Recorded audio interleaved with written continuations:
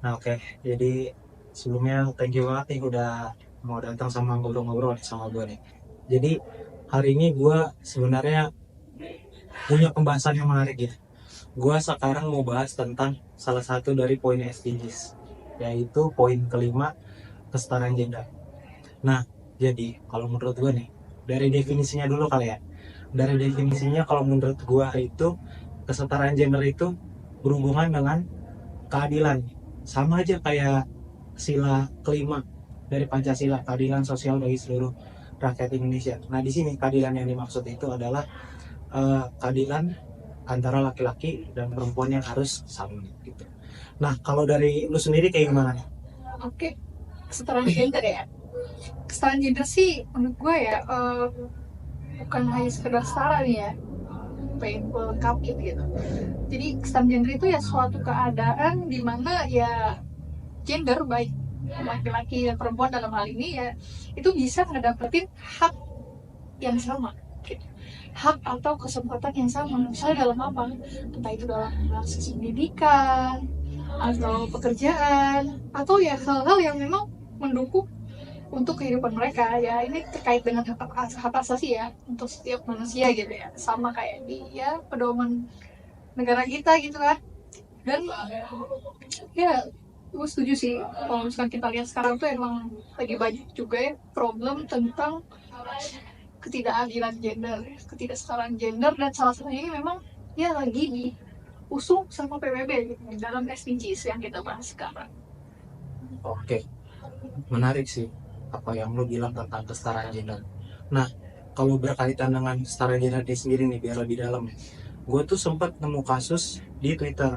Gue baca tweet dari orang dari Bandung Fest. Nah, orang ini cerita gitu, dia nge-tweet kalau misalkan istrinya itu waktu malam pertama mereka melakukan hubungan badan gitu ya. eh, jadi tuh dia udah kedapatan kalau istrinya itu sebenarnya udah nggak, maaf ya, dikatakan perawan lagi gitu. Karena istrinya tuh nangis dan cerita gitu. Dan di situ yang pengen gue sorotin tuh kata-kata dari suaminya ini yang tweet yang merendahkan perempuan gitu.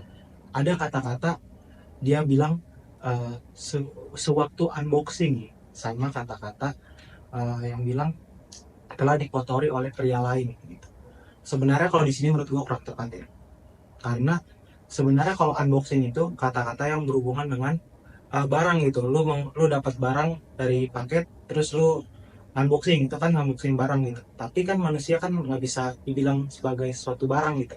Jadinya mungkin kalau menurut gue lebih tepatnya unboxing itu bisa diganti dengan sewaktu melakukan hubungan badan di malam pertama gitu. Sebenarnya itu kata-kata unboxing sendiri udah kayak mendiskriminasi wanita gitu. Sama satu lagi yang tadi mengotori, sebenarnya gue sempat cari gitu definisi di KBBI. Kalau misalkan perawan itu tuh belum pernah digarap atau dikotori oleh pria lain gitu ya. Nah, sebenarnya kalau dibilang telah dikotori juga menurut gue kurang tepat gitu, karena apa ya, sebenarnya wanitanya kok menurut gue tuh bukan dikotori, tapi mungkin bisa diganti dengan bahasa-bahasa lainnya yang lebih halus gitu. Nah, sebenarnya kalau gue terkait dengan kesetaraan gender ya, itu gue menemukannya kayak gitu, dimana sebenarnya nih di masyarakat kita sendiri nih, di masyarakat Indonesia belum belum belum penuh untuk terkait dengan kesetaraan gender ini gitu. Nah, kalau dari lu nih sebenarnya gimana? Oke, jadi gue juga sempet banyak juga ya nemu hal-hal atau cuitan-cuitan di X ya tentang hal yang memang mendiskriminasi gitu perempuan secara bahasa gitu. Bahkan kalau ini bisa dibilang wah banget gitu karena yang nyuit cuit sendiri tuh suaminya sendiri gitu ya di suatu base secara anonim. Jadi gue juga setuju sih sama lu Will, soalnya kan kalau bagi gue sendiri ya definisi si kekawanan itu kalau di masyarakat Indonesia sendiri gitu ya khususnya itu keperawanan adalah istilah yang biasanya itu dianggap tabu dan ya gak enak lah untuk dibicarain gitu, kayak gak seonok banget gitu. Dan ngomongin keperawan tuh ya emang secara sembunyi-sembunyi gitu karena dianggap ah, jangan bahas kayak gitu gitu kan, sering dianggap kayak gitu. Dan keperawanan, kalau yang gue lihat sekitar lingkungan gue sendiri, bahkan keluarga gue sendiri, itu menganggap keperawanan itu sebagai sesuatu, ada mungkin prototipnya adalah mahkota gitu. Jadi mahkota itu kan benda benda yang ada di kepala, yang dimana ya mereka mendefinisikannya ya sesuatu yang harus dijaga dan dijunjung tinggi, dan itu hal yang berharga banget untuk perempuan gitu. Dan dalam hal ini ya prototip itu ada di keperawanan gitu. Dan selain itu orang juga punya asumsi kalau perempuan yang baik itu tidak boleh tidak perawan gitu. Jadi, kalau nggak perawan orang tuh nganggapnya oh, dia bukan cewek baik-baik, atau bukan cewek yang suka keliaran malam, atau dan lain-lain seperti itu. Dan kenapa sih hal ini bisa tumbuh gitu di pandangan khususnya di masyarakat Indonesia sendiri? Kenapa hal ini tuh banyak dibincangkan ya, halnya ini perawan tuh terkait dengan hal yang buruk gitu, nggak perawan adalah buruk. Karena kalau yang kita lihat ya, sebenarnya bukan Indonesia sendiri, mungkin beberapa lingkungan gitu ya, negara lain juga ada yang menganggap keperawanan itu nggak bagus atau nggak suci gitu. Karena ya lingkungan tersebut ya yang ngebentuk pengetahuan masyarakatnya gitu terkait ya nilai-nilai yang diadopsi lingkungan saat itu. Kalau lingkungan itu bilang itu buruk, maka ya pandangan masyarakat juga ikut gitu menganggap hal itu buruk. Selain itu juga ya kepercayaan atau mungkin ritual-ritual tertentu ya, atau hal lain gitu yang bisa ngebentuk pikiran suatu masyarakat itu menganggap hal tersebut buruk. Dan untuk hal ini faktanya ya, tolak ukur tentang keperawanan ini yaitu orang punya paradigma masing-masing untuk memandang hal ini. Ini buruk, ini baik ya.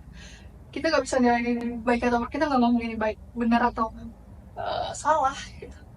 Jadi ya itulah menurut gue kayak bahkan hal-hal tadi itu ngebentuk loh narasi-narasi hoax. Jadi ditambah lingkungan yang mendiskriminasi perempuan, ditambah pendidikan seks di Indonesia itu kurang, jadi ngebentuk, ditambah lagi narasi-narasi hoax. Misalnya aja katanya kalau perempuan yang payudaranya kendur ataupun vaginanya itu nggak berdarah saat hubungan pertama kali dengan laki-laki, dia dianggap tidak perawan.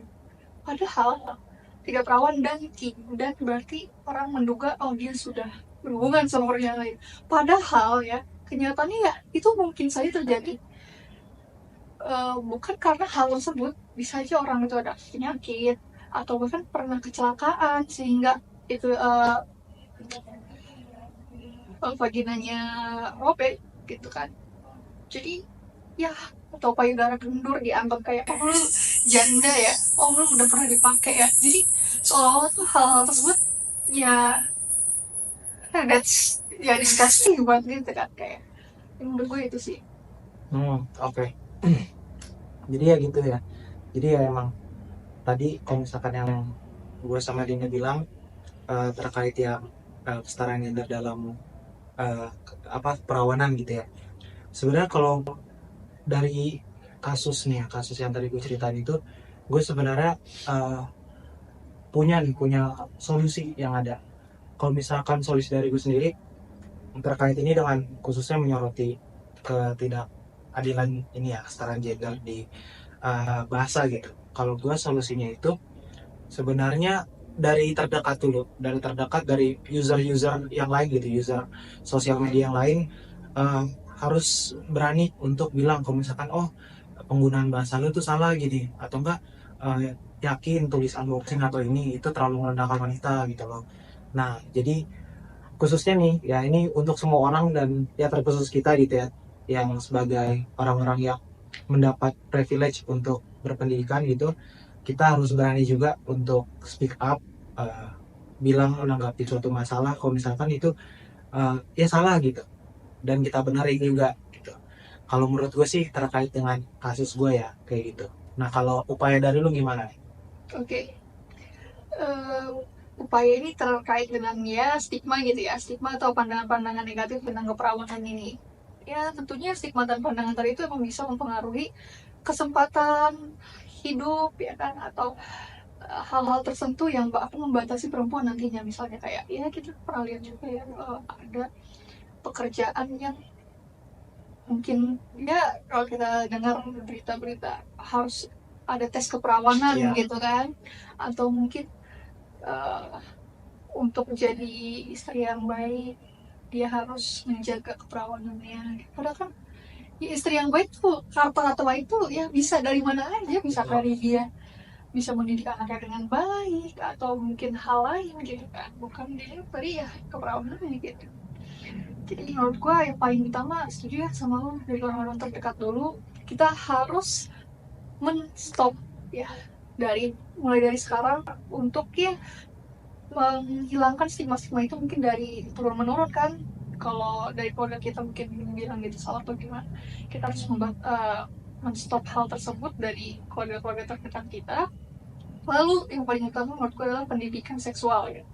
Jadi memang di Indonesia sendiri itu hal-hal itu tabu, tapi mungkin sekarang atau kedepannya aku berharap banget institusi pendidikan manapun ataupun universitas-universitas itu atau dari kecil bahkan kita bisa loh diajari tentang pendidikan seksual gitu, atau setidaknya untuk mengenal kesetaraan gender ini gitu, dan apa yang harus dilakukan agar kita nantinya adalah tidak semena-mena dengan bahasa ya kan, dengan kami bahasa yang mendiskriminasi dan lain-lain gitu. Lalu selanjutnya adalah mengenai kampanye ya, kita udah sering lihat banyak LSM, lembaga swadaya masyarakat yang tumbuh di sekitar kita itu sangat menjunjung tinggi ya kesetaraan gender dan speak up ya, dan merangkul orang-orang yang mungkin pernah punya trauma terkait kasus tadi gitu, dan yang mereka bersama-sama membangun suatu ya misi mereka adalah untuk menjunjung tinggi kesetaraan gender gitu. Jadi untuk selain itu untuk mengedukasi masyarakat juga dengan adanya LSM tadi. Dan selanjutnya adalah pemberdayaan perempuan, ya nggak sih? Kalau menurut tuh gimana tuh kalau pemberdayaan perempuan?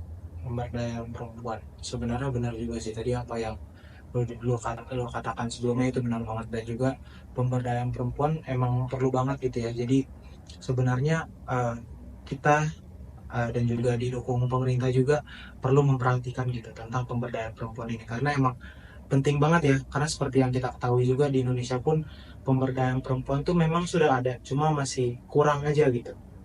Gitu sih kalau menurut gua. Sebenarnya ya overall kayak gitulah kalau dari gua. Kalau dari lu gimana? Jadi gue juga setuju juga sama poin lo yang tentang peran media ya. Media tuh sangat berperan besar dan penting gitu untuk ya memproduksi konten dan untuk ya mendukung ya pandangan-pandangan positif terkait menghormati sesama individu ya kan, setiap gender, atau ya menghindari narasi-narasi yang mempermalukan gender apapun itu gitu. Dan selain itu juga ada loh keterlibatan antara tokoh agama dengan masyarakat. Jadi memang kita sebagai generasi sekarang kita harus kritis ya nggak sih? Iya. Harus kritis dan ya nggak bisa ngelihat itu dari satu sisi. Oleh karena itu ya kita harus turut nih, bahkan kita mungkin bisa gitu ya berkontribusi dan atau ikut acara keagamaan yang dimana ya ya kita harus pemimpin masyarakat dan tokoh agama itu sangat berperan penting lah gitu untuk menciptakan ya narasi-narasi yang tadinya buruk menjadi baik gitu mungkin ya. Dan juga yang terakhir itu dukungan psikologis dan konseling. Oke, jadi sebelumnya gue thank you banget lu udah kasih pandangan, lu udah kasih contohnya juga kayak gimana gitu. Gue jadi makin tercerahkan gitu dengan adanya diskusi ini gitu. Ya sebenarnya itu aja sih sebenarnya dari gue. Mungkin gue rasa cukup. Kalau dari lu apa ada tambahan? Tuh deh.